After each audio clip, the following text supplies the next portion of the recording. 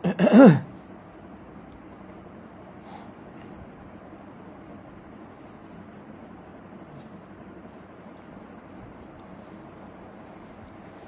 আলাইকুম রহমতুল্লাহি ওয়া বারাকাতুহু। আলহামদুলিল্লাহি রাব্বিল আলামিন ওয়াসসালাতু ওয়াসসালামু আলা সাইয়্যিদিল আমবিয়া ওয়াল মুরসালিন ওয়া আলা আলিহি ওয়া আসহাবিহি আজমাইন। সুপ্রিয় দর্শক ও শ্রোতা মণ্ডলী, দেশ ও প্রবাস থেকে যারা এই মুহূর্তে আমাদের সঙ্গে আমাদের লাইভ প্রোগ্রামে সংযুক্ত আছেন, আপনাদের সকলকে আন্তরিক শুভেচ্ছা এবং অভিনন্দন জানিয়ে শুরু করছি আপনাদের প্রশ্নোত্তরমূলক আপনার জিজ্ঞাসার ৪৪তম পর্ব। প্রিয় দর্শক, বিগত ২ সপ্তাহ ইমারাতে ইসলামিয়া আফগানিস্তানের সফরের কারণে আমাদের এই ধারাবাহিক প্রশ্নোত্তরমূলক আপনার জিজ্ঞাসার লাইভ অনুষ্ঠান আমরা করতে পারিনি। আজ আমরা আবার আমাদের পূর্বের ধারাবাহিকতায় ফিরে যাচ্ছি। আমরা আপনাদের পক্ষ থেকে আমাদের নির্ধারিত প্রক্রিয়ায় প্রেরিত প্রশ্নগুলোকে বাছাইকৃত প্রশ্ন নিয়ে আমাদের এই পর্বটি আমরা সাজিয়েছি এবং সেই বাছাইকৃত প্রশ্নগুলোর উত্তর আমি আলোচনা করার প্রয়াস পাব। প্রিয় দর্শক, সর্বপ্রথম আজকে আমাদের সামনে যেই প্রশ্নটি আলোচনার জন্য এখানে রয়েছে, আহনাফ নামক এক ভাই প্রশ্ন করেছেন, ডাকসু নির্বাচন নিয়ে আপনার প্রতিক্রিয়া জানতে চাই। জাতীয় নির্বাচনে এটি কেমন ভূমিকা রাখতে পারে বলে মনে করেন? প্রিয় দর্শক, ঢাকা বিশ্ববিদ্যালয়ের কেন্দ্রীয় ছাত্র সংসদ নির্বাচন হয়ে গেল। দীর্ঘ প্রতীক্ষিত ছিল এই নির্বাচন। বাংলাদেশের পাবলিক বিশ্ববিদ্যালয়গুলোতে যে ছাত্র সংসদের নির্বাচন হয়ে থাকে, যেটি ছাত্রদের মধ্য থেকে তাদের অভিপ্রায় এবং তাদের ইচ্ছার প্রেক্ষিতে নেতৃত্ব নির্বাচনের একটি প্রক্রিয়া। বিভিন্ন সময়ে এই প্রক্রিয়া বাধাগ্রস্ত হয়, আবার ছাত্রদের ইচ্ছা এবং ছাত্রদের দাবির প্রেক্ষিতে আবারও সেই বাধা অপসারণ হয়ে এই জাতীয় ছাত্র সংসদগুলো নির্বাচন হয় এবং ছাত্র সংসদগুলো কার্যকর হয় এবং সচল হয়। সেই প্রেক্ষিতে ফ্যাসিবাদী আমলের দীর্ঘ ফ্যাসিজম এবং দীর্ঘ যেই স্বৈরাচারী ব্যবস্থা, তার ভেতর দিয়ে পথ চলে বাংলাদেশ ২০২৪ সালের রক্তক্ষয়ী এক বিপ্লবের মধ্য দিয়ে নতুন স্বাধীনতা অর্জন করেছে এবং এই স্বাধীনতা অর্জনে এবং এই বিপ্লবে স্বাভাবিকভাবেই সর্ববৃহৎ যে স্টেক হোল্ডার ছিল ছাত্র জনতা, সবচেয়ে বেশি ভূমিকা এবং সবচেয়ে বেশি রক্ত দিয়েছে এই ছাত্র জনতা এবং এই আন্দোলনের মুখ্য নেতৃত্ব ছিল ছাত্র জনতার হাতে। বিশেষ করে ঢাকা বিশ্ববিদ্যালয় কেন্দ্রিক যে ছাত্র, তারাই মূলত এই ফ্যাসিবাদ বিরোধী এবং বৈষম্য বিরোধী এই গণ অভ্যুত্থানের নেতৃত্বের মুখ্য ভূমিকা তারা পালন করেছে। সেই হিসাবে ঢাকা বিশ্ববিদ্যালয়ের ছাত্রদের নেতৃত্ব নির্বাচনের প্রতি সারা দেশের মানুষের একটা গভীর মনোযোগ ছিল সারা দেশের মানুষের দৃষ্টি।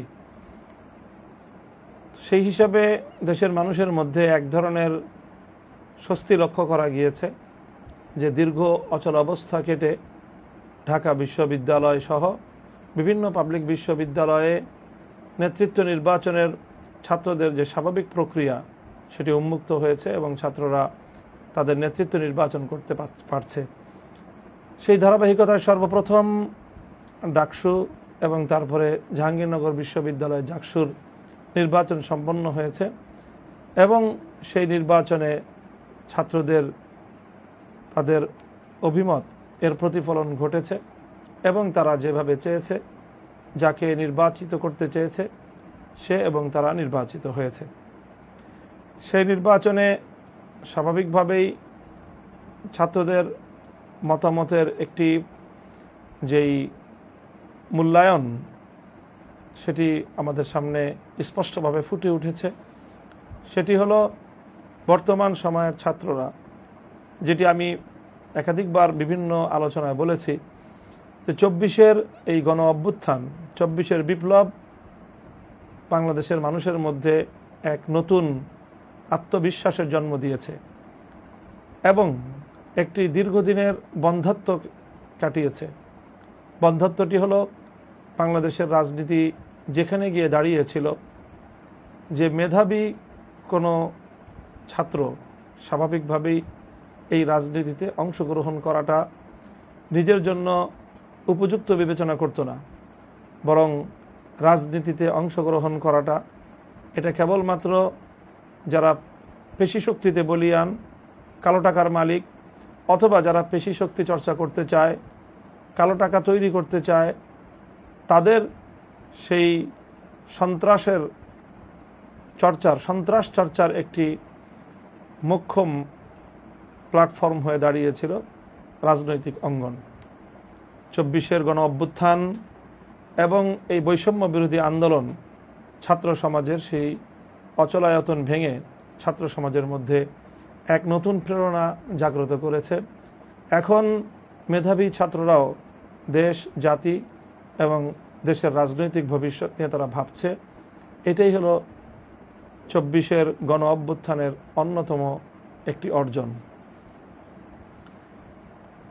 সেই প্রেক্ষিতে আমি মনে করি, আমি যতটুকু সন্ধান করেছি, জানতে চেয়েছি বিভিন্ন ছাত্রদের কাছ থেকে, যে তারা সেই পুরনো বন্দোবস্তের রাজনীতিতে ফিরে যেতে চায় না। তারা মেধাহীন, সন্ত্রাস নির্ভর এবং চাটুকার নির্ভর যে রাজনীতি, সেই রাজনীতির প্রতি ছাত্রদের মধ্যে এক ধরনের বিতৃষ্ণ মনোভাব সৃষ্টি হয়েছে। সেই জায়গাটা থেকেই আমি মনে করি ডাকসু নির্বাচনে তার কিছু প্রতিফলন ঘটেছে এবং সেখানে প্রতিদ্বন্দ্বিতা যারাই করেছে সকলের মধ্যেই আমরা একটা প্রতিযোগিতা লক্ষ্য করেছি, যে মেধাবী মুখ সামনে এগিয়ে দেওয়া। এটি অবশ্যই বাংলাদেশের আগামী রাজনীতির জন্য একটি ইতিবাচক পূর্বাভাস। আমি এটিকেই ছাত্র সংসদের, ঢাকা বিশ্ববিদ্যালয় ছাত্র সংসদ ডাকসু নির্বাচনের অন্যতম অর্জন বলে আমি মনে করি। এখানে রাজনৈতিক বিবেচনায় একাধিক পক্ষ নির্বাচনে অংশগ্রহণ করেছে। একটি পক্ষ সরাসরি নিজস্ব দলীয় পরিচয়ে তারা এখানে নির্বাচন করেছে, অন্যান্য অনেক পক্ষ তারা সরাসরি দলীয় ব্যানারে না গিয়ে সর্বদলীয় ছাত্রদের পক্ষ থেকে বা বিপুল নির্দলীয় সকল ছাত্রদের প্রতিনিধিত্বের জায়গায় তারা নিজেদেরকে তুলে ধরার প্রয়াস পেয়েছে। সেই হিসাবে ডাকসুর নির্বাচনের ফলাফল অনেকের কাছে অপ্রত্যাশিত হয়েছে, অনেকের কাছে অনাকাঙ্ক্ষিত হয়েছে, অনেকের কাছে বহুল প্রত্যাশিত ফলাফল হয়েছে। আমি ডাকসু নির্বাচনের এই ফলাফল নিয়ে কোনো মন্তব্য করতে চাই না, তবে আমি ডাকসু নির্বাচনের যে ইতিবাচক দিকগুলো সেগুলো আমি আলোচনা করলাম। প্রশ্নের দ্বিতীয় অংশে রয়েছে জাতীয় নির্বাচনে এটি কেমন ভূমিকা রাখতে পারে বলে মনে করেন। ডাকসু এবং জাকসু নির্বাচনের মাধ্যমে জাতীয় নির্বাচনে খুব বেশি কোনো এই ফলাফল প্রতিফলিত হবে সেটা আমি মনে করি না।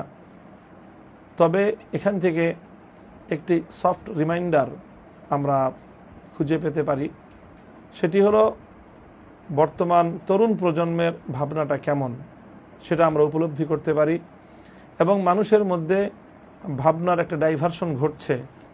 এটা রাজনৈতিক বোদ্ধমহল এবং রাজনৈতিক দলগুলো এই রাজনীতির গুরুত্বপূর্ণ ডাইভারশনটাকে আমি আশা করব যে তারা গভীরভাবে পর্যবেক্ষণ করবেন এবং সেই হিসাবেই তারা তাদের আগামী দিনের রাজনীতির নীতি পলিসি নির্ধারণ করবেন। কাজে এই প্রশ্নের সোজাসাপটা উত্তর হলো, জাতীয় নির্বাচনে ডাকসু এবং জাকসু সহ বিশ্ববিদ্যালয় হল সংসদগুলোর নির্বাচনের যে ফলাফল, সেই ফলাফলের ভূমিকা বা তার প্রভাব পূর্ণাঙ্গভাবে না থাকলেও একেবারেও যে থাকবে না বিষয়টা আবার এমনও না। এ থেকে মানুষের, বিশেষ করে তরুণ প্রজন্মের একটা মনোভাবের রিফ্লেকশন আমরা পাই। আমরা জানি যে এখন যে নির্বাচন 2026 সালের ফেব্রুয়ারিতে যে অনুষ্ঠিতব্য জাতীয় নির্বাচন, সেই নির্বাচনে কিন্তু বিপুল পরিমাণ তরুণ ভোটার রয়েছে। হল ছাত্র সংসদের নির্বাচনগুলোতে তরুণ ভোটারদের মনোভাবের যে একটি প্রতিফলন ঘটেছে, আমি আশা করব প্রতিদ্বন্দ্বী সকল রাজনৈতিক পক্ষগুলো এই পাঠটাকে নিয়ে তারা নিজেদের ভবিষ্যৎ কর্মপন্থা নির্ধারণে গভীরভাবে তারা পর্যবেক্ষণে রাখবেন। দ্বিতীয় প্রশ্ন রয়েছে আমাদের সামনে নাহিদ খান।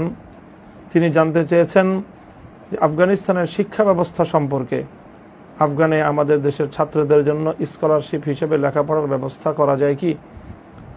প্রিয় নাহিদ ভাই, তিনি আফগানিস্তানের শিক্ষা ব্যবস্থা সম্পর্কে যেটি জানতে চেয়েছেন সেই ব্যাপারে সংক্ষিপ্ত আমরা যতটুকু দেখেছি সেই আলোকে আমি সংক্ষিপ্ত বিবরণ যদি দিতে চাই। আফগানিস্তানে দুই ধরনেরই শিক্ষা ব্যবস্থা রয়েছে, সাধারণ শিক্ষা ব্যবস্থা এবং ইসলামী শিক্ষা ব্যবস্থা।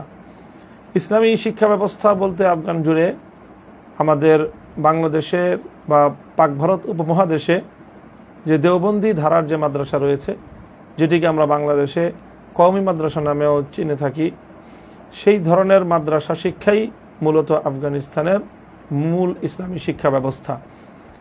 সেখানে কওমি মাদ্রাসা অথবা দেওবন্দি সিলসিলার এই মাদ্রাসার বাইরে আর তেমন কোনো ইসলামী শিক্ষার আয়োজন নেই। আর অপরদিকে সাধারণ শিক্ষার ব্যবস্থাও আফগানিস্তানে একেবারে টপ টু বটম পূর্ণাঙ্গ যেই সিলেবাস, সেই সিলেবাসও সেখানে কার্যকর রয়েছে। সেখানে প্রাইমারি, সেকেন্ডারি, হায়ার সেকেন্ডারি, এরপরে হায়ার এডুকেশনের যাবতীয় সব ব্যবস্থাই রয়েছে। খোদ আফগানিস্তানের রাজধানী কাবুলে শতবর্ষী প্রাচীনতম কাবুল বিশ্ববিদ্যালয়ের সেখানে শিক্ষা কার্যক্রম সুচারুরূপে এবং সাবলীলভাবেই পরিচালিত হচ্ছে এবং প্রয়োজনীয় সকল ক্ষেত্রেই শিক্ষা ব্যবস্থা যেটা পরিচালিত হচ্ছিল অব্যাহতভাবে সেটা চলমান রয়েছে। তবে বিগত বিশেষ করে দুটি আগ্রাসী এবং সাম্রাজ্যবাদের সময় আফগান জাতির উপর দিয়ে অতিক্রান্ত হয়েছে। একটি হলো রুশ সাম্রাজ্যবাদ আর একটি হলো আমেরিকান সাম্রাজ্যবাদের জাতাকলে আফগান জাতিকে নিষ্পেষিত হতে হয়েছে। রাশিয়ান সাম্রাজ্যবাদ যখন সেখানে আগ্রাসন পরিচালনা করে, তারা যেমনিভাবে আফগান জাতির উপর তাদের সেই কমিউনিজমের আদর্শ সেখানে তাদেরকে চাপিয়ে দেওয়ার চেষ্টা করেছে এবং সেই চেষ্টার অংশ হিসেবে ব্যাপকভাবে তারা শিক্ষা ব্যবস্থায়, শিক্ষা প্রতিষ্ঠানগুলোতে, শিক্ষাঙ্গনে তারা ব্যাপকভাবে আগ্রাসন পরিচালনা করে। আবার তার পরবর্তীতে যখন আমেরিকান নেতৃত্বাধীন পশ্চিমা ন্যাটো বাহিনীর আগ্রাসন পরিচালিত হয়, তারা বিগত প্রায় 20 বছরের বেশি সময় আরও বেশি চেষ্টা করেছে আফগান শিক্ষা ব্যবস্থাকে বিকৃত করে শিক্ষা ব্যবস্থার মধ্যে আফগানি ঐতিহ্য, ইসলামী ঐতিহ্যকে সমূলে ধ্বংস করে পশ্চিমা সভ্যতা, পশ্চিমা কালচার এবং তাদের নানামুখী ইসলাম বিরোধী চিন্তা চেতনার শিক্ষা ব্যবস্থার মধ্যে অনুপ্রবেশ ঘটাতে, এবং সেটা বহুলাংশে তারা সফলও হয়েছে এবং তারা ব্যাপকভাবে শিক্ষা ব্যবস্থায় আগ্রাসন পরিচালনা করেছে। 2021 সালে সেই আমেরিকান নেতৃত্বাধীন ন্যাটো বাহিনী পরাজিত হয়ে বিদায় নেওয়ার পর থেকে সেখানে নতুন শিক্ষা কার্যক্রম ঢেলে সাজানোর কার্যক্রম চলছে। শিক্ষা ব্যবস্থাকে ঢেলে সাজানোর কার্যক্রম অব্যাহত রয়েছে, চলমান রয়েছে। এবং তবে ছেলেদের শিক্ষার কার্যক্রম চালু রেখেই তারা অল্প অল্প করে সেখানে সংস্কার সাধন করছে। নারী শিক্ষার ক্ষেত্রে আফগানিস্তানে এখন যে অবস্থা চলমান রয়েছে সেটি হলো যে মেয়েদের জন্য ক্লাস 6 পর্যন্ত সাধারণ শিক্ষার ব্যবস্থা রয়েছে, স্কুলগুলো সব উন্মুক্ত রয়েছে এবং মেয়েরা এই সকল স্কুলগুলোতে তারা পাঠ গ্রহণ করছে। ক্লাস 6-এর পর থেকে অন্যান্য ক্ষেত্রে মাদ্রাসা শিক্ষা মেয়েদের জন্য উন্মুক্ত রয়েছে। তবে জেনারেল স্কুল, কলেজ এবং ইউনিভার্সিটি পর্যায়ের নারীদের জন্য শিক্ষা কার্যক্রম এখন তারা স্থগিত রেখেছে এবং এই নারী শিক্ষার কার্যক্রম স্থগিত রাখার ব্যাখ্যা হলো তাদের কাছে যে একটা হলো শিক্ষা কার্যক্রম, শিক্ষা সিলেবাস, শিক্ষাক্রমে যে বিকৃতি সাধন করেছিল তার প্রধানতম টার্গেট ছিল নারী জাতিকে বিপদগামী করা। এই জন্য সেই শিক্ষা কার্যক্রমকে আমূলে ঢেলে সাজানোর প্রয়োজনীয়তা দেখা দিয়েছে তাদের দৃষ্টিতে এবং সেই সাথে সহশিক্ষার যে অভিশাপ, সেখান থেকে মুসলিম প্রজন্মকে তারা মুক্ত করার লক্ষ্য নিয়ে ছেলে মেয়েদের জন্য সেপারেট ভিন্ন ভিন্ন শিক্ষা ব্যবস্থা এবং শিক্ষার কার্যক্রম পরিচালনা করার জন্য তারা যাবতীয় অবকাঠামোগত এবং অন্যান্য সিলেবাস ভিত্তিক শিক্ষা কার্যক্রম পরিচালনার প্রস্তুতি তারা গ্রহণ করছে। এবং তারা আশাবাদ ব্যক্ত করছে যে অনতিবিলম্বে মেয়েদের জন্যও তাদের যে স্বাভাবিক জেনারেল শিক্ষা কার্যক্রম, সেটা বর্তমান যে ক্লাস 6 রয়েছে তার থেকে উপরের দিকের শিক্ষাগুলোকেও তারা মেয়েদের জন্য অনতিবিলম্বে আবার পুনর্বার চালু করতে পারবে বলে তারা এমনই আমাদেরকে আভাস দিয়েছেন। সেখানে স্কলারশিপ হিসেবে লেখাপড়ার ব্যবস্থা করা যায় কিনা সেটা অবশ্যই বিভিন্ন দেশের পারস্পরিক একটা কূটনৈতিক সম্পর্কের বিষয় রয়েছে। আফগানিস্তানে এই মুহূর্তেই তাদের অভ্যন্তরীণ জনশক্তিকে, তাদের যে তরুণ প্রজন্ম, তাদের যে ছাত্র সমাজ, তাদেরকে একটি সুন্দর শিক্ষায় গড়ে তোলা, এটাই হলো তাদের জন্য এই মুহূর্তের বড় চ্যালেঞ্জ। কারণ বিগত প্রায় দীর্ঘ অর্ধ শতাব্দীকাল যুদ্ধ পরিচালনা করতে করতে আফগান জাতি তারা শিক্ষা দীক্ষা সহ অন্যান্য কার্যক্রমের ক্ষেত্রে ব্যাপকভাবে তাদের অগ্রযাত্রা ব্যাহত হয়েছে। এই জন্য এখন তারা একদিকে যেমনিভাবে রাষ্ট্রের অবকাঠামো, রাষ্ট্রের অর্থনৈতিক উন্নয়ন এবং অন্যান্য দিকের উন্নয়নের ক্ষেত্রে তারা ব্যাপক নজর দিয়েছে, সেই সাথে তাদের তরুণ প্রজন্মকে, নতুন প্রজন্মকে বিভিন্নমুখী প্রয়োজনীয় শিক্ষার দিক থেকে তাদেরকে উন্নত করার ক্ষেত্রেও তারা নজর দিয়েছে। তো এই মুহূর্তে মনে হয় না যে বাহিরের দেশ থেকে আফগান সরকার বা অন্য কোনো আয়োজনে সেখানে স্কলারশিপ নিয়ে সেখানে শিক্ষা ব্যবস্থা বা সেখানে বাইরের থেকে ছাত্ররা গিয়ে তাদের শিক্ষা কার্যক্রমে অংশগ্রহণ করার মতো খুব একটি সুযোগ এই মুহূর্তে আছে বলে আমাদের মনে হয় না। তবে হ্যাঁ, এইভাবে অব্যাহতভাবে কার্যক্রম পরিচালিত হলে এবং বিভিন্ন দেশের সাথে তাদের কূটনৈতিক সম্পর্ক স্থাপিত হলে সেটি আজ না হয় কাল অবশ্যই সম্ভব হবে এবং সেটি মুসলিম দুনিয়ার জন্য একটি নতুন সম্ভাবনার দুয়ার উন্মুক্ত করবে, উন্মোচন করবে বলেই আমরা আশাবাদী। তৃতীয় যেই প্রশ্নটি আরেক ভাই আমাদের কাছে করেছেন, সেটি একটি ফতোয়া জানতে চেয়েছেন। এক ভাই, বিভিন্ন পারফিউম ব্যবহার করতে পছন্দ করি, কিন্তু কোনো ভাই বলেন যে পারফিউমে নাকি অ্যালকোহল ব্যবহার করা হয় আর তা নাকি নাপাক। এই অ্যালকোহল ব্যবহৃত পারফিউম ব্যবহার করে নামাজ আদায় করলে নাকি নামাজ সহি হবে না। আসলে এই বিষয়ে শরীয়তের পক্ষ থেকে সমাধান কি? আসলেই কি নামাজ হবে না? প্রিয় ভাই, এই যে বিভিন্ন ধরনের পারফিউম বা সেন্টের মধ্যে যে অ্যালকোহল ব্যবহার করা হয়ে থাকে, এটি একটি স্বতঃসিদ্ধ বিষয় এবং অ্যালকোহল বিভিন্ন জাতীয় দ্রব্যের যে নেশা বা মাদক সেখান থেকে গ্রহণ করা হয়ে থাকে, সেই বিষয়টি আমরা জানি। তবে এক্ষেত্রে ইসলামী ফিকহের কিছু মতবিরোধ রয়েছে। আমরা হানাফি ফিকহের আলোকে আমরা এই বিষয়ে আমাদের প্রশ্নের সমাধান হলো যে সব জাতীয় অ্যালকোহল হানাফি মাযহাব অনুযায়ী ব্যবহার করা, শরীরে ব্যবহার করা নাপাক নয়, বরং নির্দিষ্ট কিছু অ্যালকোহলই আমাদের মাযহাব মতে শরীরে ব্যবহার করা নাপাক। আঙ্গুর, খেজুর অথবা কিশমিশ, এই 3 জাতীয় ফল থেকে যেই রস নির্গত হয় এবং সেটার দ্বারা যে অ্যালকোহল তৈরি হয়, সেই অ্যালকোহল দিয়ে যেই পারফিউম তৈরি করা হবে সেই পারফিউম নাপাক হবে। এছাড়া অন্য যে কোনো ফলের অথবা অন্য যে কোনো জিনিসের নির্যাস থেকে যদি অ্যালকোহল তৈরি করা হয়, তাহলে সেই অ্যালকোহল শরীরে বা কাপড়ে ব্যবহার করা ফিকহে হানাফি অনুযায়ী সেটি নাপাক হবে না। হ্যাঁ, সেখানে মাদক হওয়ার আশঙ্কা থাকলে বা নেশা হওয়ার আশঙ্কা থাকলে সেটি পান করা নিষিদ্ধ হবে, তবে সেটি শরীরে ব্যবহার করা নিষিদ্ধ হবে না। সেই জায়গা থেকে আমরা অভিজ্ঞ এবং এই সকল বিষয়ে যারা ব্যাপক অনুসন্ধান চালিয়েছেন, তাদের অনুসন্ধানের ভিত্তিতে আমরা দেখেছি বা জানি যে আঙ্গুর অথবা কিশমিশ এই জাতীয় ফলের যে অ্যালকোহল সেটি অনেক ব্যয়বহুল। সাধারণত এই পারফিউমের মধ্যে এত ব্যয়বহুল অ্যালকোহল ব্যবহার করা হয় না। সেক্ষেত্রে নরমাল এবং সাধারণ যে অ্যালকোহলের মাধ্যমে যে পারফিউম তৈরি করা হয় সেই পারফিউম ব্যবহার করে নামাজ পড়তে কোনো অসুবিধা নেই, কারণ এতে কাপড় নাপাক হবে না। তবে হ্যাঁ, যদি এরপরও সন্দেহ থেকে যায় যে সেটি কি আঙ্গুর বা কিশমিশের অ্যালকোহল ব্যবহার করা হয়েছে কিনা, তাহলে সেই ক্ষেত্রে এই জাতীয় অ্যালকোহল ব্যবহার যদি এর থেকে পরিহার করা যায় সেটি বরং উত্তম হবে। পরবর্তী প্রশ্ন, চতুর্থ প্রশ্ন যেটি রয়েছে, হানিফ নামে এক ভাই জানতে চেয়েছেন, ইদানিং কিছু কুচক্রী মহল থেকে শোনা যাচ্ছে যে আপনি মসজিদ তৈরি করার নাম নিয়ে জেলে যাওয়ার পূর্বে কিছু টাকা তুলেছিলেন, কিন্তু সেই টাকাগুলো নাকি নিজের প্রয়োজনে খরচ করেছেন। এই সম্পর্কে বিস্তারিত বললে ভালো হয়।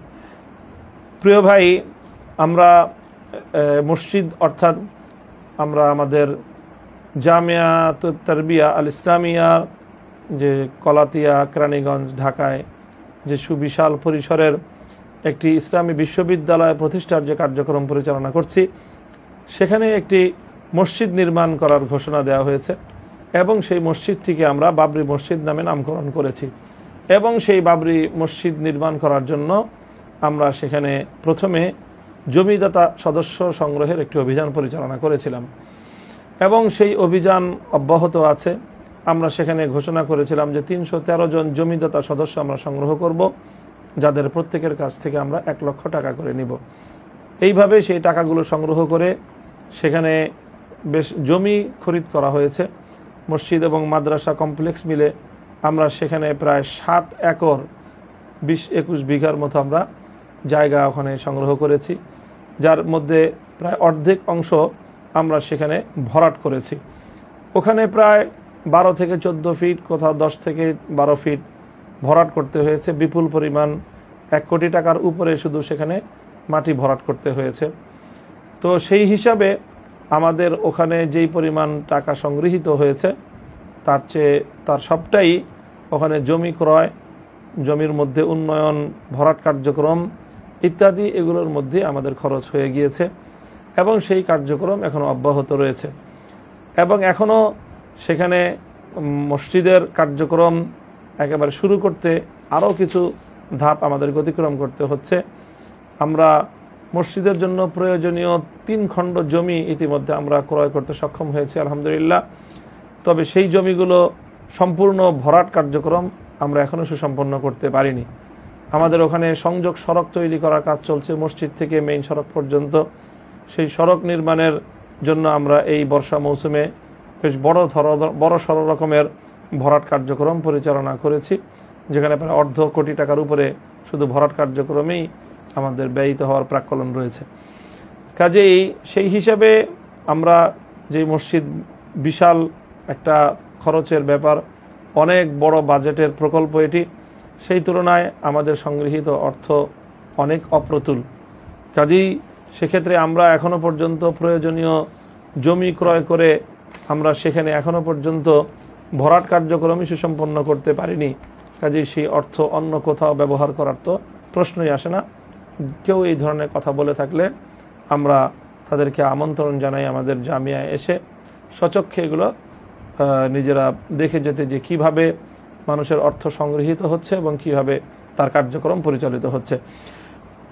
প্রিয় দর্শক, এবারের পরের প্রশ্ন আমাদের কাছে যেটি রয়েছে, এক ভাই জানতে চেয়েছেন, আমাদের গ্রামের একটি মসজিদের নামাজের স্থান বরাবর দোতলায় ইমাম সাহেবের কামরা এবং সেখানে হুজুরের পরিবার নিয়ে থাকেন এবং মসজিদের দোতলায় গোসলখানা ও বাথরুম ব্যবহার করেন। মসজিদের বাইরে পর্যাপ্ত পরিমাণ জমিন আছে, বাইরেও একটি বাথরুম আছে। আমাদের প্রশ্ন হলো, মসজিদের দোতলায় পরিবার নিয়ে থাকা যাবে কিনা এবং বাথরুম ও গোসলখানা ব্যবহার করা জায়েজ হবে কিনা? প্রিয় ভাই, এই প্রশ্নের উত্তরের জন্য আমাদেরকে প্রথমেই জানতে হবে যে ওখানে যখন মসজিদটি তৈরি করা হয়, নির্মাণ করা হয়, তখন মসজিদ নির্মাণ করার ক্ষেত্রে যারা মসজিদ নির্মাণকারী, মসজিদের জমি ওয়াকফকারী এবং মসজিদ যারা মসজিদের কার্যক্রম যারা শুরু করেন, তাদের নিয়তটা কেমন ছিল? তারা কি একতলায় মসজিদ করে উপরের তলায় আবাসিক ভবন ইত্যাদি তৈরি করার তাদের নিয়ত ছিল কিনা? যদি এই ধরনের নিয়ত থেকে থাকে তাহলে সেই ক্ষেত্রে শুধু একতলাটি মসজিদ বলে গণ্য হবে। একতলার উপরে যেহেতু মসজিদ করার ইচ্ছা ছিল না, বরং একতলার উপর তলাতে ঘর ইত্যাদি আবাসস্থল এবং বাথরুম ইত্যাদি মানুষের প্রয়োজনীয় যাবতীয় কার্যক্রম পরিচালনার যদি আগে থেকে নিয়ত থেকে থাকে, তাহলে সেই ক্ষেত্রে এই ধরনের মসজিদে ইমাম সাহেবের হুজরা বা তার ঘর এবং তার পরিবার থাকার ব্যবস্থা করতে কোনো সমস্যা শরীয়তের দৃষ্টিতে নেই। পক্ষান্তরে যদি এমন নিয়ত পূর্ব থেকে না থেকে থাকে, বরং স্বাভাবিক নিয়তে মসজিদ করা হয়ে গিয়ে থাকে একতলায়, এর পরবর্তীতে যদি সেখানে মসজিদের উপরে যদি সেখানে ঘর অথবা বাথরুম তৈরি করা হয়, তাহলে সেখানে অবশ্যই সেটি মসজিদের হুকুমেই গণ্য হবে। যদি একবার মসজিদ হয়ে যায় এবং তার উপরে আগে থেকে ঘর নির্মাণ করার নিয়ত না থেকে থাকে, তাহলে সেই মসজিদ থেকে উপরের সকল অংশই মসজিদ বলে গণ্য হবে। সুতরাং সেখানে এমন কোনো কিছু করা যাবে না যেটা মসজিদের মধ্যে করা যায় না। সেখানে থাকতে হলেও মসজিদের মধ্যে থাকার বিধান পালন করে থাকতে হবে। আর মসজিদের মধ্যে কোনোভাবেই টয়লেট করা যায় না, সেখানে পেশাব পায়খানা করা যায় না, কোনো নাপাকি সেখানে রাখা যায় না। কাজেই এখানে জানতে হবে যে ওই জায়গাটা নির্মাণ যখন করা হয়েছিল মসজিদ, তখন তাদের নিয়ত কি ছিল। সেক্ষেত্রে যদি উপরতলায় মসজিদ করার উপরতলায় যদি আগে থেকে ঘর করার বা পরিবারের থাকার আবাসন ব্যবস্থা করার নিয়ত থেকে থাকে, তাহলে সেক্ষেত্রে উপরের তলায় যাতায়াতের জন্য আলাদা রাস্তা রাখা এবং অবস্থানকারীদের মসজিদের পরিবেশ বজায় রেখে বসবাস করা উচিত হবে। মসজিদের ভিতর দিয়ে সেখানে নিয়মিত যাতায়াত করাটা ঠিক হবে না। পরবর্তী প্রশ্ন রয়েছে আনাস ইবনে নজরুল নেত্রকোনা থেকে এক ভাই জানতে চেয়েছেন, কেউ যদি স্বপ্নের ভিতর কোনো মান্যত করে তাহলে তাকে সেই মান্যত আদায় করতে হবে কিনা। প্রিয় ভাই, ঘুমন্ত ব্যক্তি, অপ্রাপ্ত বয়স্ক এবং পাগল ব্যক্তি শরীয়তের বিধানসমূহের পালনে আদিষ্ট নয়। সুতরাং কেউ ঘুমের মধ্যে যদি কোনো মান্যত করে, তাহলে শরীয়তের দৃষ্টিতে সেটি কোনো মান্যত বলে গণ্য হবে না। এবং ঘুমের মধ্যে কে কি বলল, কে কি করলো, ঘুমন্ত অবস্থায় মানুষের এই সকল কার্যক্রমের শরীয়তে কোনো ধর্তব্য নেই। পরবর্তী প্রশ্ন এক ভাই সাইদ আহমদ নামে জানতে চেয়েছেন, আফগানিস্তানে বিচার ব্যবস্থা সম্পর্কে জানতে চাই। সেখানে শরিয়া আইন কতটুকু, কিভাবে কার্যকর হয়, সেখানে কি কি চ্যালেঞ্জ আছে, এ বিষয়ে বিস্তারিত জানাবেন। প্রিয় দর্শক, এখানে বিস্তারিত খুব আলোচনা করার অবকাশ নেই। আফগানিস্তানের বিচার ব্যবস্থা সম্পর্কে আমরা যতটুকু জেনেছি, সেখানে শুধু আফগানিস্তানের বিচার ব্যবস্থা নয়, বর্তমান প্রচলিত ইমারাতে ইসলামিয়ার পরিচালনাধীন আফগান ব্যবস্থায়, সরকারি ব্যবস্থায় সকল ক্ষেত্রে শতভাগ কোরআন সুন্নাহ ভিত্তিক এবং ফিকহে হানাবি অনুযায়ী শরিয়া মোতাবেক তারা যাবতীয় কার্যক্রম পরিচালনা করছে। বিশেষ করে বিচারিক কার্যক্রম পরিচালনার ক্ষেত্রে তারা একেবারে সুনির্দিষ্ট আইন এবং সুনির্দিষ্ট ধারা উপধারা কোরআন সুন্নাহর আলোকে, ইসলামী শরিয়ার আলোকে সেগুলো প্রণয়ন করে, সেগুলো সবিন্যস্ত করে সে আলোকে তারা তাদের বিচার কার্যক্রম পরিচালনা করছে। তাদের বিচার কার্যক্রমের ক্ষেত্রে তাদের 3টি স্তর রয়েছে, আদালতের নিম্ন স্তর এবং আপিল বিভাগ, এরপরে রয়েছে তাদের সর্বোচ্চ আদালত। নিম্ন আদালতেই প্রধানত বিচার হয়ে থাকে। নিম্ন আদালতে বিচার কার্যক্রমের জন্য বিচার ব্যবস্থায় স্বাভাবিকভাবে একটি সময়সীমা নির্ধারিত রয়েছে। আমরা সেটি জেনেছি যে 15 দিনের মধ্যে কোনো বাদী বিচার মামলা দায়ের করার 15 দিনের মধ্যে নিম্ন আদালত সেই বিষয়ে একটি রায় দিতে বাধ্য। যদি কোনো কারণে নিম্ন আদালত 15 দিনের মধ্যে বিচার কার্যক্রম শেষ করতে অপারগ হয়, তাহলে আদালতকেই উচ্চ আদালত থেকে আরও সময়ের আবেদন করে সময় বাড়িয়ে নিতে হয়। এটি হলো একটি বৈশিষ্ট্য। দ্বিতীয় বৈশিষ্ট্য হলো সেখানে আদালতে, ইসলামী আদালতের যে বৈশিষ্ট্য, সেখানে বাদী এবং বিবাদী, দায়ী এবং মুদ্দায়ী তাদেরকেই মূলত মামলা ফেস করতে হয়। এবং যে বাদী সে মামলা দায়ের করে, মামলা দায়ের করার পরে তার যদি কোনো সাক্ষ্য থেকে থাকে, সেই সাক্ষ্য সে আদালতের সামনে উপস্থাপন করে এবং সেইভাবেই বিচার কার্যক্রম সম্পন্ন হয়। সেখানে বাদী অথবা বিবাদী নিজেদের পক্ষ থেকে মামলা পরিচালনা করার জন্য মধ্যস্থতাকারী উকিল অথবা অ্যাডভোকেট নিয়োগ করার ব্যবস্থা রয়েছে। তবে সেজন্য ভিন্ন প্রতিষ্ঠান রয়েছে। আবেদনের মাধ্যমে সেখানে কোনো উকিল অথবা কোনো অ্যাডভোকেট নিয়োগ করার আবেদনের মাধ্যমে তারপরে তাদেরকে নিয়োগ করতে হয়। কিন্তু আমরা জেনেছি আমাদের সেখানে আফগান বিচার ব্যবস্থার যিনি প্রধান বিচারপতি শেখ মৌলভী আব্দুল হাকিম হাক্কানি, তিনি আমাদেরকে জানিয়েছেন যে সেখানে সাধারণত অধিকাংশ মামলা মোকদ্দমা সরাসরি বাদী এবং বিবাদী তারাই মামলার কার্যক্রম পরিচালনা করেন, তাদেরকে কোনো মধ্যস্থতাকারী কোনো উকিলের দ্বারস্থ হতে হয় না। বাদী মামলা দায়ের করলে সাক্ষ্য উপস্থাপন করেন, বাদী যদি সাক্ষ্য উপস্থাপন করতে ব্যর্থ হয় তাহলে সেক্ষেত্রে বিবাদী, যেমনি কোরআনের ইসলামের নির্দেশনা রয়েছে, সে শপথ করার মাধ্যমে সেখানে মামলা থেকে সে নিষ্কৃতি লাভ করে। পরবর্তী প্রশ্ন এক ভাই জানতে চেয়েছেন, আমার মসজিদের মুসল্লি খুব কম, অনেক সময় একা একা নামাজ পড়তে হয়, অনেক সময় একজন থাকে, আবার সেই মুসল্লি চেয়ারে বসে নামাজ পড়ে, আমি দাঁড়িয়ে নামাজ পড়াই, অতএব আমাদের নামাজের কি হুকুম, এ বিষয়ে আমি জানতে চাই। হ্যাঁ, যদি আপনি দাঁড়িয়ে নামাজ পড়ান আর কোনো ব্যক্তি যদি অসুস্থতা বশত বসে আপনার পিছনে ইক্তেদা করে তাহলে এতে সমস্যার কিছু নেই। দাঁড়িয়ে নামাজ পড়া ব্যক্তির পক্ষে বসে নামাজ পড়া ব্যক্তির ইমামতি করতে কোনো সমস্যা নেই, বরং সে নামাজ শুদ্ধ হয়ে যাবে এবং ইমামতিও শুদ্ধ হবে। পরবর্তী প্রশ্নে এক ভাই জানতে চেয়েছেন যে আমার বাসা ঢাকা বিভাগে, আমি সিলেটের একটি বিশ্ববিদ্যালয়ে লেখাপড়া করছি, আমি শুধু ক্লাসের সময় বিশ্ববিদ্যালয়ে যাই, ক্লাস না থাকলে বাড়ি চলে আসি, সেই হিসাবে বিশ্ববিদ্যালয়ে গিয়ে বেশিরভাগ সময় 15 দিনের কম সময় থাকা হয়, মানে এক নাগারে 15 দিন খুব কম থাকা হয়, তার আগেই 10 দিন অথবা 7 দিন পর পর বাড়িতে আসা হয়। এখন আমার জানার বিষয় হলো এই যে আমি বিশ্ববিদ্যালয়ে গিয়ে 15 দিনের কম সময় থাকি, তখন কি আমি কসর নামাজ পড়বো নাকি পুরো নামাজেই পড়তে হবে? উল্লেখ্য আমি বিশ্ববিদ্যালয়ে অবস্থানকালে বিশ্ববিদ্যালয়ের আবাসিক হলে থাকি। প্রিয় ভাই, আপনার প্রশ্নের বিবরণ অনুযায়ী বোঝা যাচ্ছে আপনি সিলেটে কখনো কখনো একটানা 15 দিন থেকেছেন এবং সেখানে আবাসিক হলে আপনার আসবাবপত্র রয়েছে, অর্থাৎ আপনি সেখানে একটানা 15 দিন কখনো না কখনো থেকেছেন এবং আপনার সেখানে পড়াশোনার যাবতীয় প্রয়োজনে সেখানে আপনার অবস্থানের একটা ব্যবস্থাও রয়েছে। সুতরাং আপনি সেখানে বিশ্ববিদ্যালয়ে গিয়ে 15 দিনের কম থাকলেও আপনাকে নামাজ পূর্ণই পড়তে হবে, আপনার পক্ষে কসর করা ওখানে ঠিক হবে না। হ্যাঁ, তবে যদি কখনো আপনি আসবাবপত্র নিয়ে একেবারে চলে আসেন এবং পরবর্তীতে কখনো 15 দিনের কম থাকার নিয়তে আবার সেই সিলেটে যান, শিক্ষাঙ্গনে যান, সেক্ষেত্রে আপনি মুসাফির হবেন এবং তখন আপনাকে কসরের নামাজ আদায় করতে হবে। প্রিয় দর্শক, পরবর্তী প্রশ্ন রয়েছে নোয়াখালী থেকে এক ভাই মামুন নামে প্রশ্ন করেছেন, স্বামী আরেকটি বিয়ে করে শহরের কোনো এক জায়গায় বছরকে বছর বসবাস করছে, বাড়িতে স্ত্রী ও সন্তানদের খোঁজ খবর নেয় না, ভরণ পোষণও দেয় না, বাড়িতেও আসে না, বাড়িতে থাকা স্ত্রী জানেও না স্বামী শহরের কোথায় থাকে, এখন কি স্ত্রী অন্যত্র বিয়ে বসতে পারবে? যদি পারে তাহলে তার সুরত কি? স্ত্রী নিজ থেকে স্বামীকে কি তালাক দিতে পারবে? প্রিয় ভাই, আমরা জানি যে ইসলাম যে বৈবাহিক সম্পর্কের ক্ষেত্রে তালাক দেওয়ার অধিকার কেবলমাত্র স্বামীকেই দিয়েছে।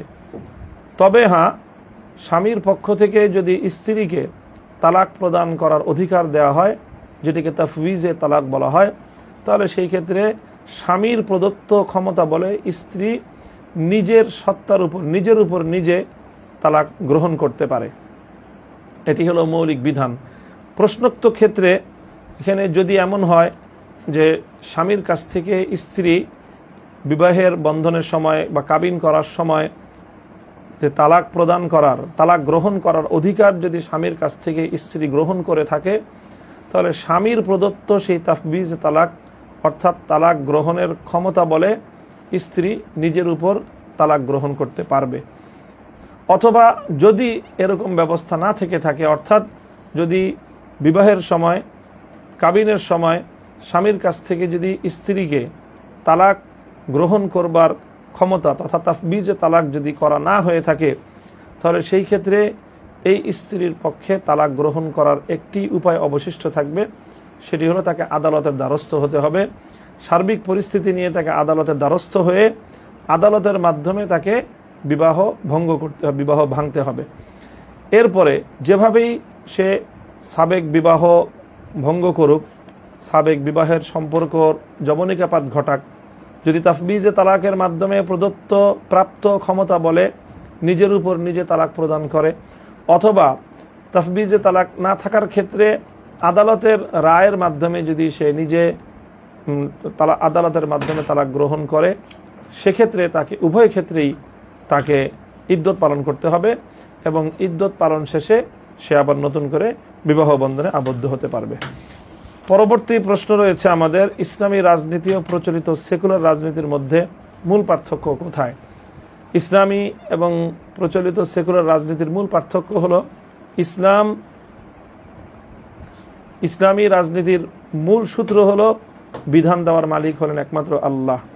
আল্লাহর সার্বভৌম যেই বিধান দেওয়ার অধিকার, সেটাকে স্বীকার করা এবং সেটাকে বাস্তবায়ন করা এবং সেটাকে আল্লাহর জমিনে প্রতিষ্ঠিত করার অঙ্গীকারের যে রাজনীতি, সেই রাজনীতিকেই ইসলামী রাজনীতি বলা হয়। যে অর্থাৎ ইসলামী রাজনীতিটা অর্থই হলো খেলাফত প্রতিষ্ঠার রাজনীতি। খেলাফত প্রতিষ্ঠার মূল বক্তব্যই হলো যে খেলাফতের ক্ষেত্রে বিধান হবে মূলত আল্লাহ পাক রব্বুল আলামিনের প্রদত্ত বিধান। আল্লাহর দেওয়া যে ফ্রেমওয়ার্ক, আল্লাহর দেওয়া যে বিধানের যে মূলনীতি, সেই মূলনীতির আলোকেই মানুষকে যাবতীয় শাসন কার্যক্রম পরিচালনা করতে হবে। মানুষ আল্লাহ পাকের কোনো বিধানের বাইরে গিয়ে নতুন কোনো বিধান, নতুন কোনো আইন রচনা করার কোনো অধিকার মানুষ রাখে না। তো কাজেই ইসলামী যে রাজনীতির মূল দর্শন হলো যে আল্লাহর বিধান জমিনে বাস্তবায়ন করার রাজনীতি, আল্লাহর সার্বভৌমত্ব প্রতিষ্ঠার রাজনীতি, আল্লাহর পক্ষ থেকে প্রতিনিধি হিসেবে মানুষ দুনিয়া শাসন করবার যে রাজনীতি, সেই রাজনীতিটা হলো ইসলামী রাজনীতি। আর সেকুলার রাজনীতির মূল কথাই হলো যে এখানে রাজনীতির সাথে, রাষ্ট্রের সাথে কোনো ধর্মকে কোনোভাবে সম্পৃক্ত করা যাবে না, বরং রাষ্ট্র এবং রাষ্ট্রের জনগণ তারা সার্বভৌম ক্ষমতার অধিকারী, তারা সার্বভৌম ইচ্ছার অধিকারী। মানুষ যেটা চাবে সেটাই হবে আইন। মানুষ যদি আল্লাহর আইনকে সম্পূর্ণরূপে উপেক্ষা করতে চায়, তাহলে সেটাই হবে সেকুলার রাজনীতির দৃষ্টিতে মানুষের আইন, এবং সেই আইনকে বাস্তবায়ন করার জন্যই রাজনীতি সেকুলার রাজনীতি। কাজেই আমরা মনে করি যে ইসলামী রাজনীতি এবং সেকুলার রাজনীতির মূল দর্শনের ক্ষেত্রে আকাশ এবং পাতালের পার্থক্য রয়েছে। প্রিয় ভাই, পরবর্তী প্রশ্ন জানতে চেয়েছেন এক ভাই। আমার প্রশ্ন হলো, বিয়ের সময় যদি দেনমোহর উল্লেখ না করা হয় এবং ছেলে মেয়ে দুজনেই কবুল বলে ফেলে, তাহলে কি সেই বিয়ে হবে? আসলে তো দুজনেই কবুল বলে না, একজন প্রস্তাব করে আরেকজন কবুল বলে। এবং যদি দেনমোহরের মূল প্রশ্ন হলো দেনমোহর উল্লেখ ছাড়া বিয়ের ইজাব কবুলের মাধ্যমে বিয়ে হবে কিনা, এই প্রশ্নের স্পষ্ট উত্তর হলো যে শুধু ইজাব এবং কবুল যদি হয় এবং সেখানে যদি শরীয়ত সম্মত দুজন সাক্ষী উপস্থিত থাকে, দুইজন প্রাপ্ত বয়স্ক মুসলিম পুরুষ অথবা একজন পুরুষ এবং দুজন প্রাপ্তবয়স্ক মুসলিম নারী যদি উপস্থিত থাকে, তাদের উপস্থিতিতে যদি ছেলে মেয়ে বর কনে তারা যদি ইজাব এবং কবুল করে, প্রস্তাব দেয় এবং অপরপক্ষ প্রস্তাব কবুল করে নেয়, দেনমোহরের উল্লেখ না থাকলেও বিবাহ শুদ্ধ হয়ে যাবে এবং বিবাহ সংগঠিত হয়ে যাবে। সেক্ষেত্রে দেনমোহরের উল্লেখ না থাকার কারণে দেনমোহর পরবর্তীতে নির্ধারিত হবে, এবং সেই ক্ষেত্রে দেনমোহর নির্ধারিত হবে হলো এভাবে, ইসলামী শরীয়তের পক্ষ থেকে তার যে মূল নীতিমালা রয়েছে যে এই স্ত্রীর তার যে গোত্রীয় অন্যান্য নারীদের যেই পরিমাণ দেনমোহরে বিবাহ হয়ে থাকে স্বাভাবিকভাবে, সেটাকে বলে ইসলামী শরীয়তের পরিভাষায় মহরে মিছিল। সেই মহরে মিছিলের আলোকে তার জন্য মহর নির্ধারিত হবে। এই মেয়ের বোন, তার ফুফি, এই জাতীয় তার বংশের অন্যান্য মেয়েরা যেই দেনমোহরে যেই পরিমাণ দেনমোহর নিয়ে তাদের বিবাহ বন্ধন হয়, সেই পরিমাণ দেনমোহরই এই মেয়ের জন্য মহরে মিছিল সাব্যস্ত হবে এবং সেটাই তার জন্য দেনমোহর নির্ধারিত হবে। পরবর্তী প্রশ্ন রয়েছে, বর্তমান বাচ্চাদের আইডি কার্ডে নিজের ছবি যুক্ত থাকে যা নামাজে দৃশ্যমান থাকে, নামাজে কোনো সমস্যা হবে কিনা? হ্যাঁ, আইডি কার্ডের যদি ছবি দৃশ্যমান অবস্থায় থাকে তাহলে তা সহ নামাজ আদায় করা মাকরুহে তাহরিমি, সেক্ষেত্রে উক্ত নামাজ পুনরায় আদায় করতে হবে। তবে আইডি কার্ড পকেটে রেখে নামাজ আদায় করলে বা আইডি কার্ডের ছবি যদি এত ছোট হয় যে দাঁড়িয়ে মাটিতে রাখা আইডি কার্ডের দিকে দৃষ্টি দিলে অঙ্গ প্রত্যঙ্গগুলো স্পষ্টভাবে বোঝা যায় না, তাহলে নামাজ আদায় করলে সমস্যা হবে না। নামাজ শুরু করার পূর্বেই আইডি কার্ড ব্যাগে বা অন্যত্র রেখে নামাজ আদায় করা উচিত, যাতে নামাজ ত্রুটিপূর্ণ হওয়ার কোনো সম্ভাবনাই না থাকে। পরবর্তী প্রশ্ন রয়েছে, একবার জানতে চেয়েছেন, ইসলামিক দলে বিধর্মীদের সদস্য হওয়ার যৌক্তিকতা কতটুকু? যদি বিধর্মীরা চিন্তা করে, এরকম করতেই পারে যে ইসলাম যদি সে আকিদা হিসেবে, ধর্ম হিসেবে গ্রহণ নাও করতে চায়, কিন্তু ইসলামের যে রাজনৈতিক ব্যবস্থা, ইসলামের যে মানুষের অধিকারের যে ব্যবস্থা, এবং মানুষের জানমাল, ইজ্জত, আবরু, নিরাপত্তার যে বন্দোবস্ত ইসলাম দিয়েছে, এটি শুধু মুসলমানের জন্য নয়, একজন অমুসলিমের জন্য পৃথিবীতে সর্বশ্রেষ্ঠ ব্যবস্থা নিঃসন্দেহে। কাজেই সেই হিসাবে অমুসলিমরাও যদি তারা নিরপেক্ষ দৃষ্টিতে বিবেচনা করে, তারা ইসলামের আদর্শকে, ইসলামের বিশ্বাসকে, ধর্মকে গ্রহণ না করলেও ইসলামী রাজনৈতিক বন্দোবস্তকে তারা নিজেদের কল্যাণের বন্দোবস্ত হিসেবে গ্রহণ করতেই পারে। কাজেই সেই হিসাবে যদি তাদের রাজনৈতিক বন্দোবস্ত বাস্তবায়নের জন্য কোনো ইসলামী রাজনৈতিক সংগঠনের সাথে তারা যদি সম্পৃক্ত হয়ে নিজেদের এই পার্থিব অধিকার বাস্তবায়নের ক্ষেত্রে তারা কাজ করতে চায়, তাহলে সেই সুযোগ ইসলাম অবশ্যই তাদেরকে দিয়েছে। পরবর্তী প্রশ্ন রয়েছে, নামাজরত অবস্থায় মশা মারার কারণে বেখেয়ালে রক্ত হাতে লেগে যায়, এই রক্তে নামাজের কোনো ক্ষতি হবে কিনা? না ভাই, মশা মানুষের কাছ থেকে যে রক্ত চুষে নেয় সেই রক্ত এটি নাপাক নয়। সুতরাং মশার রক্ত যদি হাতে লাগে, কাপড়ে লেগে যায়, তাহলে এই অবস্থায় নামাজ পড়লে নামাজের কোনো ক্ষতি হবে না। আজকে আমাদের এই নির্ধারিত যে প্রশ্নোত্তর, আপনার জিজ্ঞাসার প্রশ্নোত্তরমূলক লাইভ অনুষ্ঠানের সর্বশেষ প্রশ্ন নিয়ে আমরা এখন আলোচনা করছি। সর্বশেষ যে প্রশ্নটি রয়েছে যে বিরোধী দল ও সরকার তাদের সম্পর্ক কেমন হওয়া উচিত? প্রিয় ভাই, আসলে ইসলামী যে রাজনীতি বা ইসলামী রাষ্ট্রবিজ্ঞান, সেখানে সরকার দল এবং বিরোধী দল এরকম দুই পক্ষীয় দলের কোনো কনসেপ্ট ইসলামী রাজনীতিতে নেই। ইসলামী রাজনীতি হলো দেশের যিনি কর্ণধার হবেন, জাতির যিনি কর্ণধার হবেন, তিনি সকলেরই দায়িত্বশীল। হ্যাঁ, তার যে কোনো ভুল ত্রুটি দেশের সকল মানুষ তার ভুল ত্রুটির জন্য তাকে সংশোধন করতে পারে, তাকে সতর্ক করতে পারে। তার ভুল ত্রুটি তার সামনে অকপটে বলতে পারাটাই ইসলামী রাজনীতির এবং ইসলামী রাষ্ট্র ব্যবস্থা, খেলাফত ব্যবস্থার অন্যতম সৌন্দর্য। সুতরাং সেই হিসাবে যে কোনো ব্যক্তি অথবা যে কোনো গোষ্ঠী তারা সরকার এবং রাষ্ট্রপ্রধানের যে কোনো ভুলের যৌক্তিক সমালোচনা করার অধিকার ইসলামী রাষ্ট্র ব্যবস্থায় সম্পূর্ণরূপে তারা সংরক্ষণ করে। সুতরাং সেই হিসাবে যে কোনো ব্যক্তি সেখানে তার সমালোচনা করতে পারে, তার ভুল শুধরে দিতে পারে, অথবা তার যে কোনো ভুলের নিয়মতান্ত্রিক উপায়ে প্রতিবাদও করতে পারে। তবে সংগঠিত রূপে সরকারের বা রাষ্ট্রপ্রধানের, বিশেষ করে ইসলামী রাষ্ট্র প্রতিষ্ঠিত হলে আমিরুল মুমিনিন বা খলিফাতুল মুসলিমিন যিনি হবেন, তার বিরোধিতাকারী হিসাবে কোনো ব্যক্তি বা কোনো গোষ্ঠী নিজেকে বিরোধী দল হিসাবে চিহ্নিত করার, পরিচয় দেওয়ার কোনো অবকাশ ইসলামী রাষ্ট্রবিজ্ঞান তথা খেলাফত ব্যবস্থার মধ্যে এই ব্যবস্থাটি নেই। বর্তমান প্রচলিত এই যে সরকার দল এবং বিরোধী দলের যে একটি পাল্টাপাল্টি অবস্থান, এটি মূলত পশ্চিমা গণতান্ত্রিক ব্যবস্থার একটি অনুষঙ্গ। এটি ইসলামী রাষ্ট্রবিজ্ঞান অনুযায়ী ইসলামী রাজনৈতিক বন্দোবস্ত বাস্তবায়িত হলে এই ধরনের ব্যবস্থা থাকার কোনো সুযোগ নেই। প্রিয় দর্শক ও শ্রোতা মণ্ডলী, এই ছিল আপনাদের কাছ থেকে প্রেরিত এবং আমাদের কাছে আপনাদের পক্ষ থেকে প্রাপ্ত সকল প্রশ্নগুলোর মধ্যে থেকে বাছাইকৃত প্রশ্ন নিয়ে সাজানো আমাদের আজকের আপনার জিজ্ঞাসার নামক প্রশ্নোত্তরমূলক লাইভ অনুষ্ঠানের আয়োজন।